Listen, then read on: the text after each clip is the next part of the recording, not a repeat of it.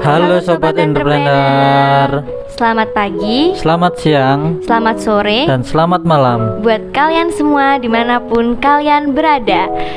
Kenalin, aku Diva dari Prodi Administrasi Perkantoran Universitas Negeri Yogyakarta.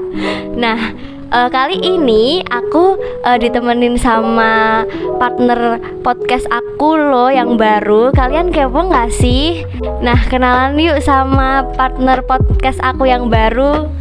Halo Kak Diva, halo Sobat Entrepreneur. Perkenalkan, Halo. nama saya Teguh Arif Wibowo, mahasiswa Prodi S1 Manajemen Universitas Negeri Yogyakarta. Nah, Kak Teguh, kita kali ini mau bahas podcast tentang apa nih, Kak? Kali ini kita akan membahas tentang bagaimana sih kondisi ekonomi Indonesia pasca pandemi, Kak Diva. Oke, sebelumnya kan ini udah kuliah offline ya, Kak. Nah, menurut kamu gimana sih perasaan kuliah offline setelah kemarin kan kita kuliah online ya, Kak? Tentunya sangat senang ya Kak Diva bisa menjalani kehidupan kampus secara offline, bisa ketemu teman-teman, bisa kumpul bareng, pokoknya seneng lah setelah sekian lama menjalani kuliah secara online gitu Kak. Iya, menurutku juga gitu sih, Kak. Selain itu kita juga bisa lebih paham ya materi yang disampaikan sama dosen. Tentu nih, BTW ngomong-ngomong tentang pandemi nih Kak, menurut Kak Diva bagaimana sih kondisi ekonomi Indonesia pada saat pandemi kemarin? Bisa jelaskan secara singkat nggak sih Kak Diva? Menurut aku, Indonesia saat ini itu mencoba bangkit dari pasca pandemik. Sektor yang sangat terdampak salah satunya yaitu sektor ekonomi. Menurut data yang dikutip dari laman BEMF MIPA UNED, perhitungan year on year pertumbuhan ekonomi pada triwulan pertama tahun 2020 menunjukkan adanya pelemahan dengan hanya mencapai 2,97% dibandingkan capaian triwulan pertama tahun 2019 yang sebesar 5,07%.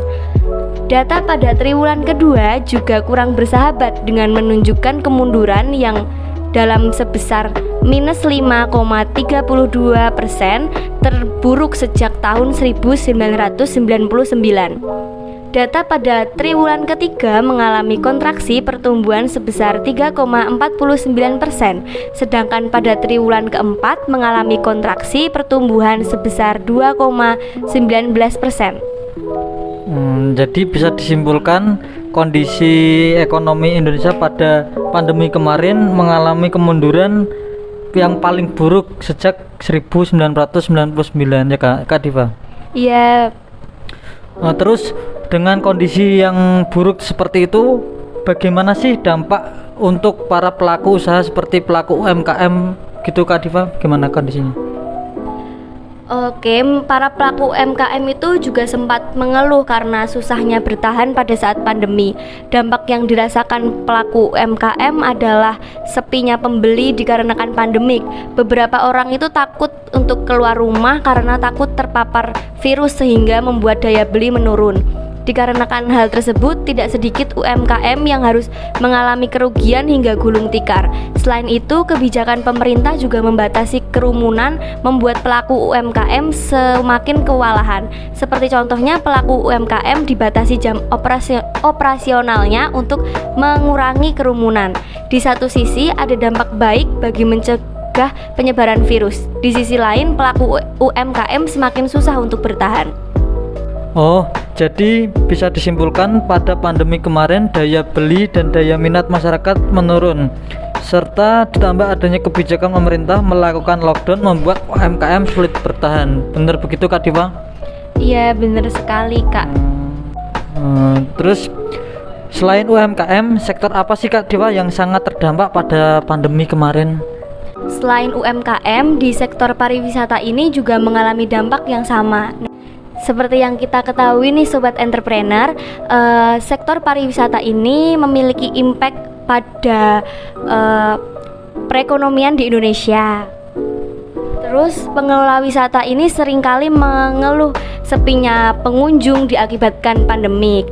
Kebijakan lockdown dan pembatalan juga mempengaruhi daya minat masyarakat untuk berkunjung ke tempat wisata. Tidak hanya pengelola wisata, perusahaan pelayanan jasa transportasi darat ataupun udara dan pelaku UMKM di sekitar tempat wisata juga mengalami dampak yang sama nih sobat entrepreneur. Nah, seperti yang Kak Diva tadi bilang kan, perusahaan jasa transportasi kan juga terdampak nih pada pandemi kemarin. Nah, dampak seperti apa sih Kak yang terjadi pada perusahaan jasa transportasi tersebut? Dari yang aku lihat-lihat nih ya Kak, bagi perusahaan pelayanan jasa transportasi itu mereka banyak melakukan pengurangan armada dikarenakan sepinya masyarakat yang menggunakan jasa mereka. Nah, dengan adanya hal tersebut, itu banyak supir bis atau pelaku transportasi umum tidak memiliki pekerjaan pada masa pandemik yang menyebabkan angka pengangguran itu meningkat. Jadi pandemi kemarin tidak hanya UMKM saja ya Kak yang terdampak, bahkan sampai supir bis saja terkena dampak dari pandemi sehingga harus kehilangan pekerjaan. Nah, setelah berbicara sedikit tentang kondisi pandemi kemarin nih Kak, menurut Kak Diva bagaimana sih strategi pemerintah membangkitkan ekonomi pasca pandemi ini Kak? Dari yang aku baca-baca di berita nih ya Kak, Menteri Koordinator Bidang Perekonomian yaitu Airlangga Hartarto itu menyampaikan ada 3 nih kunci menuju pemulihan ekonomi pasca pandemi. Nah, kalian udah tahu belum sih apa cara menuju pemulihan ekonomi pasca pandemi ini? Belum nih Kak Diva. Bagaimana sih cara pemulihan ekonomi pasca pandemi menurut Bapak Airlangga Hartarto tadi? Nah, yang pertama itu memaksimalkan terbukanya lapangan kerja dalam sektor-sektor potensial seperti sektor digital melalui pembangunan kapasitas dan keterampilan yang relevan. Nah, yang kedua adalah mendorong produktivitas untuk menciptakan nilai tambah pada sektor yang menjadi sumber pertumbuhan ekonomi baru. Nah, yang terakhir nih, menciptakan ekosistem untuk bumi yang layak huni, mendorong lapangan kerja yang berkelanjutan dan transisi energi yang adil dan terjangkau. Gitu sobat entrepreneur. Oh, jadi tadi seperti yang Kak Diva jelaskan, ada 3 kunci menuju pemulihan ekonomi pasca pandemi ya Kak Diva? Iya, betul. Nah, aku mau tanya lagi nih buat Kak Diva, bagaimana sih kondisi pelaku UMKM setelah pandemi ini Kak? Bisa jelasin kayak apa pengalaman Kakak lah melihat kondisi UMKM di sekitar Kakak atau di sekitar kampus gitu Kak? Bisa jelasin Kak? Di sekitar UNY ini pelaku UMKM ini perlahan mulai bangkit dan pendapatan mereka ini juga mulai meningkat seperti sebelum pandemik. Nah, contohnya itu beberapa hari yang lalu aku sempat berbincang santai dengan pelaku UMKM di dekat UNY. Nah, aku nanya kepada gimana sih kondisi penjualan akhir-akhir ini. Nah, para pelaku UMKM itu menjawab bahwa pendapatan mulai membaik. Hal itu dikarenakan kampus kan udah mulai melakukan pembelajaran secara offline ya. Terus adanya kebijakan pemerintah yang memperbolehkan pembelajaran tatap muka juga tidak hanya memberikan dampak yang baik bagi pelaku UMKM. Pelaku penyewaan kos juga merasakan dampak positifnya. Jadi banyak mahasiswa yang sudah mulai kos sejak sekarang gitu. Terus beberapa waktu lalu juga sempat berbincang dengan pemilik kos dekat kampus. Beliau itu merasa senang sekali karena kamar kos yang kurang lebih 2 tahun kosong sekarang itu udah penuh dikarenakan mahasiswa luar kota itu mulai berdatangan. Oh, berarti pasca pandemi ini berdampak baik ya Kak Diva terhadap bagi pelaku UMKM, bagi pemilik kos dan pelaku usaha lainnya. Iya, terus aku punya contoh kasus nyata nih. Jadi kan ibu aku juga seorang pelaku usaha ya. Nah, dia itu memiliki sebuah toko sembako. Nah, karena kemarin pandemi itu jadi pendapatan yang didapatkan tuh menurun. Nah, sekarang kan udah mulai pada offline nih. Jadi pendapatan ibu aku juga jadi meningkat dan juga uang jajan aku juga bisa meningkat dong pastinya. Oh, berarti tidak hanya pelaku usaha saja ya Kak Diva yang senang terhadap kebijakan pemerintah yang memperbolehkan pembelajaran tatap muka. Ternyata Kak Diva juga senang bisa bertemu dan bisa mendapat uang jajan kembali. Benar gitu Kak Diva? Benar sekali. Oke. Terus ini ngomong-ngomong tentang UMKM nih. Tadi kan sempat membahas nih tempat wisata yang tempat wisata yang sempat sepi yang mengakibatkan UMKM di sekitar tempat wisata juga merasakan dampaknya. Nah, sekarang kan kebijakan pemerintah sudah memperbolehkan masyarakat untuk berkerumun nih. Terus kondisi pelaku UMKM di tempat wisata itu seperti apa Kak Diva? Kalau boleh tahu.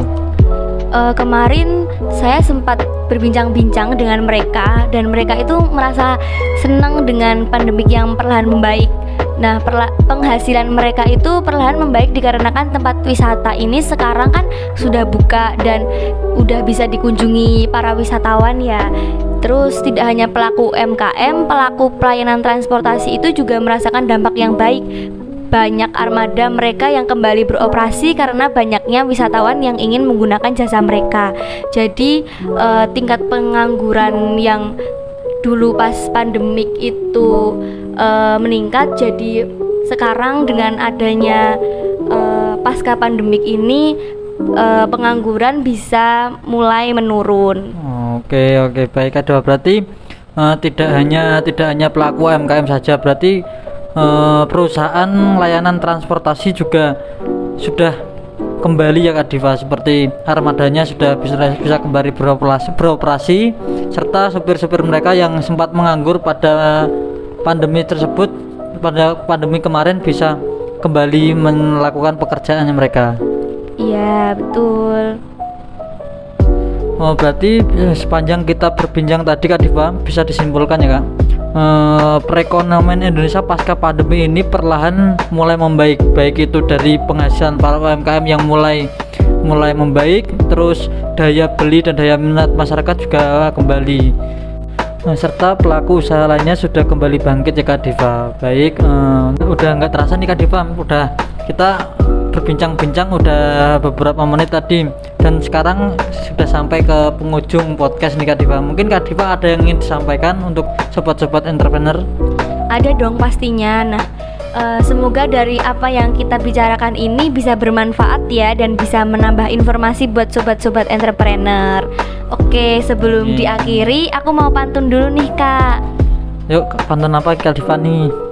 Dari Irian Banyak Cendrawasih, roti mengembang diberi ragi. Cukup sekian, terima kasih. Semoga esok berjumpa lagi. Waduh, cakep banget nih Kak Diva. Terima kasih Kak Diva untuk pantunnya yang sangat bagus sekali Kak Diva. Aku Diva. Dan aku Teguh. Sampai jumpa di Inspire Podcast selanjutnya. Bye-bye.